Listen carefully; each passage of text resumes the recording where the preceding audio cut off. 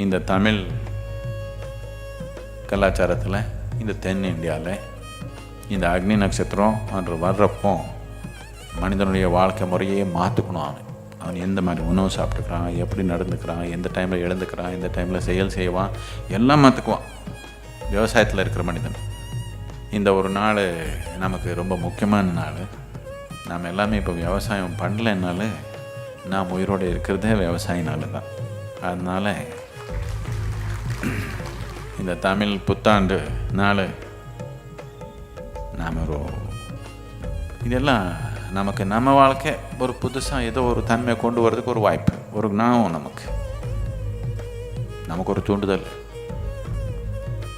இப்போ சூரியனுடைய வெளிச்சி, சூரியனுடைய தீவிரம் எல்லாமே அதிகமாக ஆக போகுது. நாம் கொஞ்சம் தீவிரமாயிடலாமா?